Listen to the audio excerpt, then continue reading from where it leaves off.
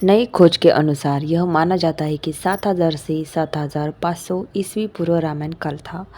इस काल में राम और रावण का युद्ध हुआ था। रामायण काल में कई महिलाओं का जिक्र मिलता है जिनकी उस काल में सामाजिक और राजनीतिक भूमिका रही है।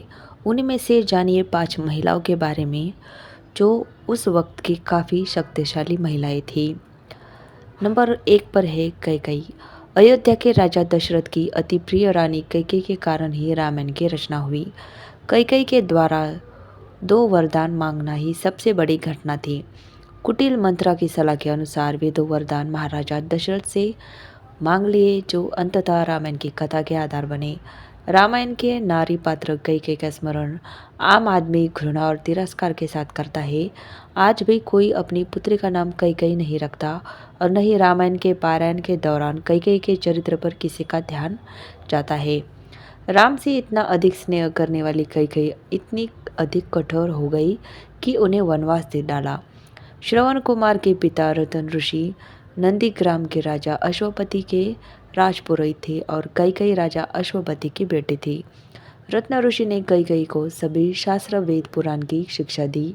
राजा दशरथ की 3 रानियों में से सबसे छोटी रानी कैकेयी ने देवासुर संग्राम में दशरथ के साथ मिलकर युद्ध लड़ा था। रामायण काल की वह एक शक्तिशाली महिला थी। माता सीता। राजा जनक की पुत्री माता सीता का नाम जानकी है। उन्हें माता लक्ष्मी का ही रूप माना जाता है। उर्मिला, मांडवी और श्रुतकीर्ति माता सीता की बहनें थी। उन्हें पृथ्वी की पुत्री भी माना जाता है, इसलिए उनके भाई का नाम मंगलदेव है। माता सीता ने अपने पतिव्रत धर्म का पालन करते हुए श्री राम के साथ वनवास का चयन किया। माता सीता सिर्फ गृहिणी नहीं थी, अर्थात घर में रहकर रोटी बनाना या घर के कामकाज देखना। वे प्रभु श्री राम के हर कार्य में हाथ बटाती थी। इस तरह वे एक कामकाजी महिला भी थी। माता सीता का जब रावण ने अपहरण किया और उन्हें अशोक वाटिका में रखा, तब इस कठिन परिस्थिति में उन्होंने शील, सहनशीलता, साहस और धर्म का पालन किया।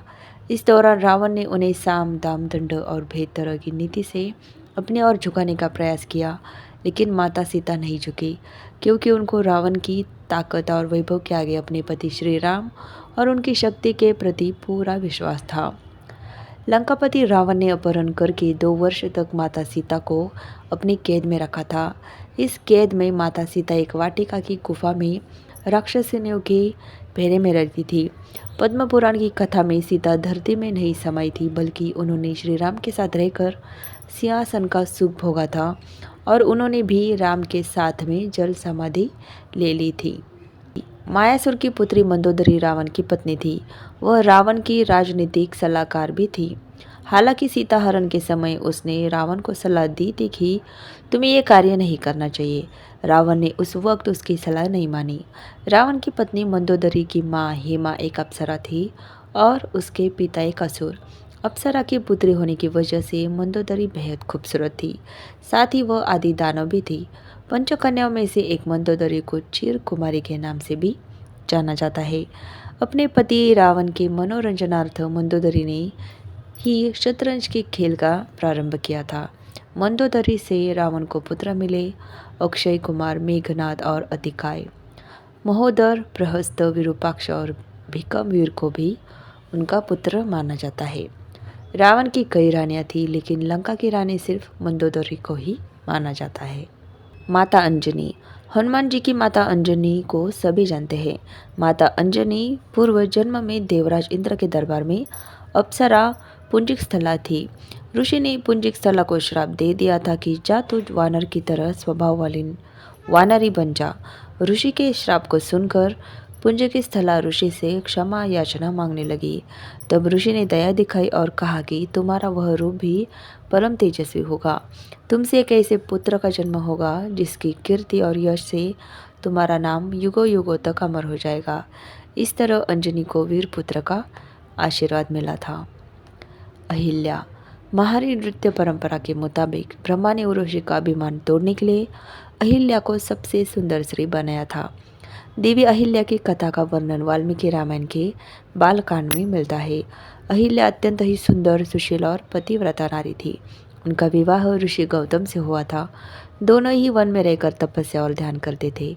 शास्त्रों के अनुसार शचीपति इंद्र ने गौतम की पत्नी अहिल्या के साथ उस वक्त छल से सहवास किया था जब गौतम ऋषि प्रातःकाल स्नान करने के लिए आश्रम से बाहर गए थे। लेकिन जब गौतम मुनि को अनुभव हुआ कि अभी रात्रि शेष है और सुबह होने में समय है, तब वे वापस आश्रम की तरफ लौट चले। मुनि जब आश्रम के पास पहुँचे तब इंद्र उनके आश्रम से बाहर निकल रहा था। इन्होंने इंद्र को पहचान लिया। इंद्र द्वारा किए गए इस कुकृत्य को जानकर मुनि क्रोधित हो उठे और इंद्र तथा देवी अहिल्या को शाप दे दिया।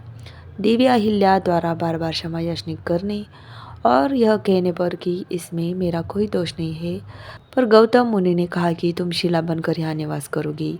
त्रेता युग में जब भगवान विष्णु राम के रूप में अवतार लेंगे तब उनके चरण रज से तुम्हारा उद्धार होगा। अहिल्या ने माता सीता को पतिव्रत धर्म और जीवन की शिक्षा दी थी। इसी के साथ उन्होंने सीता माता को एक ऐसी दिव्य साड़ी दी थी जो कभी गंदी नहीं होती थी और ना ही फटती थी।